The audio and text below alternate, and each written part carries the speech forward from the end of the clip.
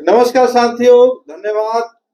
आज आपको एक बहुत बड़ा खुलासा करने जा रहे हैं, एक बहुत बड़ी बात बताने जा रहे हैं कि आप हमेशा ये सोचते हैं कि फलाना नेता का टिकट कैसे कट गया, फलाना नेता को क्यों रिजेक्ट कर दिया गया, और जिसको आप नहीं भी जानते उनका टिकट मिल गया और चुनाव मैदान में चले आते हैं। लोकसभा चुनाव 2024 का जो है बिहार में आगाज हो चुका है, पूरे देश में हो चुका है। लोग अभी जो सिलसिला चल रहा है, टिकट का सिलसिला चल रहा है, किसका टिकट कटेगा, किसको टिकट मिलेगा और टिकट मिलने के बाद क्या होगा चुनाव मैदान में, तमाम बातें अभी चल रही है। लेकिन आपको अंदर की बात बता दें कि टिकट मिलना किसी राजनीतिक से कम नहीं है और कब कब किसका टिकट कट जाएगा मिलते मिलते ये भी कहना बड़ा मुश्किल है। हमारे साथ चर्चा के लिए हैं हरिकेश्वर राम जी।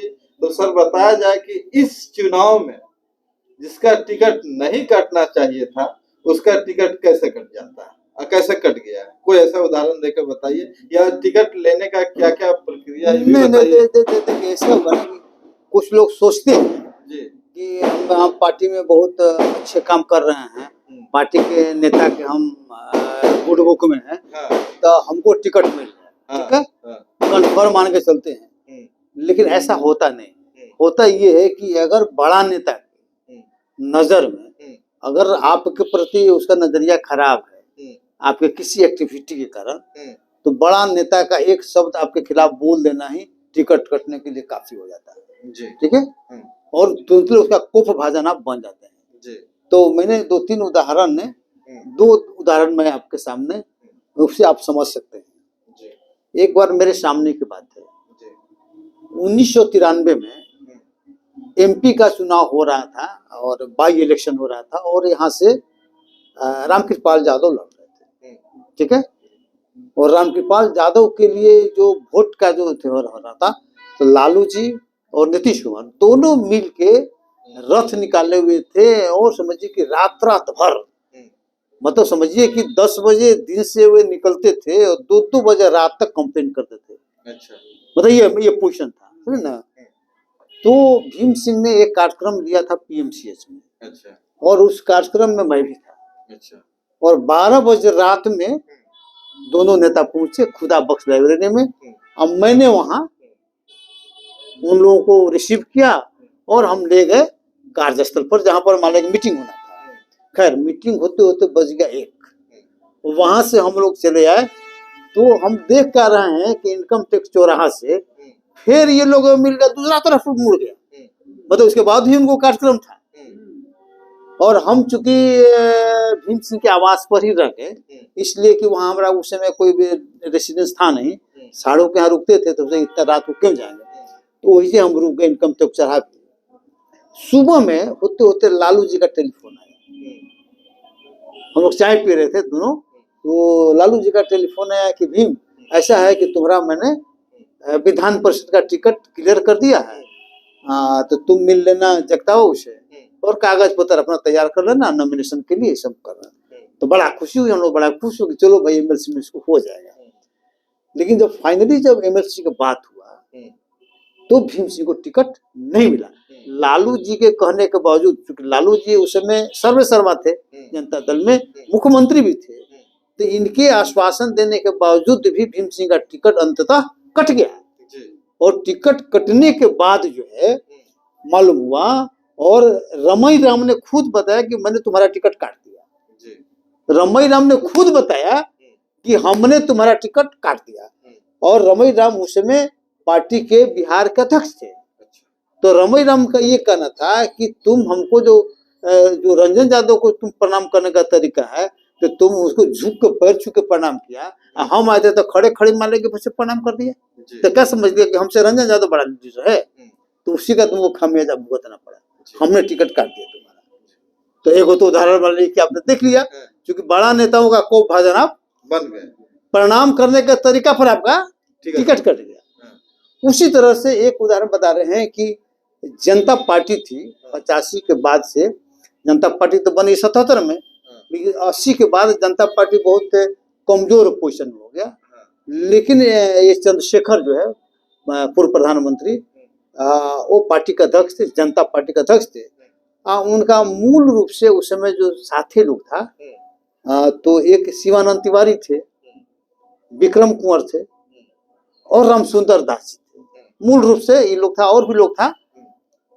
जब जनता दल का गठन हो रहा था वीपी सिंह के नेतृत्व में, तो चंद्रशेखर ने तीनों को कहा कि भाई एक साथ हम लोगों को चलना है। जब जनता दल में मिलेंगे तो एक साथ चलेंगे ताकि हम लोग का बार्गेनिंग क्षमता ज्यादा रहे।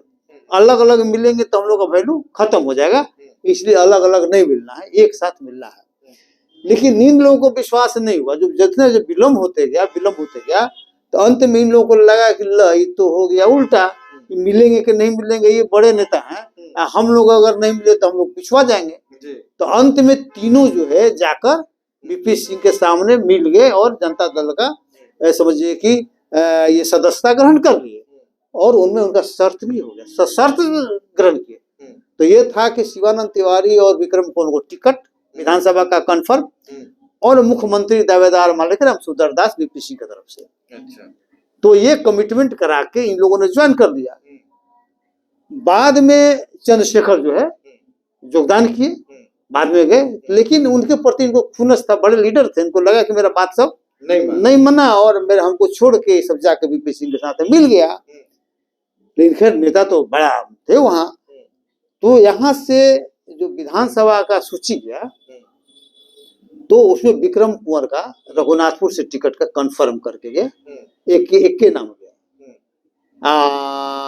आपको शाहपुर से शिवानंद तिवारी का नाम गया, और दोनों का हुआ कि आप नॉमिनेशन करिए, आपका तो क्लियर कट है, वहां कोई कटने का बात नहीं है। लेकिन जब दिल्ली में सेंट्रल जो पार्लियामेंट्री बोर्ड की बैठक हुई तो उसमें चंद्रशेखर भी थे और वीपी सिंह थे, सब लोग था, चंद्रशेखर भी थे। तो चंद्रशेखर को कहा गया कि भाई अभी देख लीजिए लिस्ट को, अभी लिस्ट को देख लीजिए, उसमें कुछ संशोधन करना हो तो बता दीजिए। तो उन्होंने लिस्ट को पूरा गौर से देखा, कहना कि सबको तो ठीक है, एक हम काम करें ना कि विक्रम कुंवर को और शिवानंद तिवारी को टिकट मत दीजिए, निगेटिव बोल दिए। किसी को टिकट देने के लिए नहीं बोले, लेकिन बोले कि दोनों को जो नाम है इनको टिकट मत दो, बस हमको इतना ही चेंज कराना है और कुछ नहीं करना। अब बड़ा नेता अब कह दिया तो दोनों का टिकट कट गया। अब दोनों पे टिकट होगा, दोनों नॉमिनेशन कर दिया था जनता दल पार्टी के नाम पर, लेकिन दोनों का टिकट कट गया और दोनों हार गए। ठीक है, हाँ, कुपभाजन मानने के बन गया। अब आइए कि रामसुंदर दास को मुख्यमंत्री बनना था। तो जो विधानसभा चुनाव हो गया और लगा कि अब लालू यादव और रामसुंदर दास में लड़ाई हो जाएगा और रामसुंदर दास जीत जाएगा। रामसुंदर दास जीत जाएगा। रामसुंदर जीतने का कारण ये लग रहा था कि चूंकि लालू जी का पॉजिटिव वोट था लेकिन निगेटिव उससे ज्यादा था। पॉजिटिव वोट भी था लेकिन निगेटिव वोट ज्यादा था। अगर डायरेक्ट आमना सामना रामसुंदर दास उनमें लड़ाई होती तो रामसुंदर दास जीत जाते, मुख्यमंत्री हो जाते। तो ये बात लगा चंद्रशेखर को हमको धोखा दिया है, ये कैसे मुख्यमंत्री बन जाएगा। ठीक है, तो उन्होंने कहा गया कि रघुनाथ झा को खड़ा कर दिया बीच में, कि हमारा वो कैंडिडेट रघुनाथ झा भी रहेगा, इसलिए कि ताकि निगेटिव लालू जी का जो निगेटिव है उनको नहीं मिलेगा, हमको मिल जाए। और नतीजा क्या हुआ कि 14 वोट रघुनाथ झा को मिला, 4 वोट से रामसुंदर दास हार गया, लालू जी बन गए। तो बदला ले लिया चंद्रशेखर ने। चंद्रशेखर के कुपभाजन का शिकार बनना पड़ा, रामसुंदर दास को भी बनना पड़ा। तो कहने का मतलब ये है कि आप बड़े नेताओं का आपको लगता नहीं है, लेकिन अगर बड़े नेताओं का कुपभाजन बनेंगे तो कभी न कभी समय पर आपको कत्ल मालिक कर देगा। तो इसलिए बचना चाहिए, नेताओं को बचना चाहिए कि खासकर बड़े नेताओं का कुपभाजन हम नहीं बने और मान लिया कि अपना सही तरीका से मान लेके रहे। ये बहुत बड़ा एक सीख है। चलिए, बहुत बहुत धन्यवाद।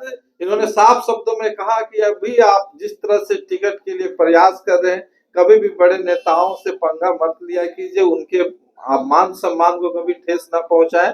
अगर आपको वास्तव में टिकट लेना, बाकी क्या राय है कमेंट करके जरूर बताएं। धन्यवाद। जय हिंद।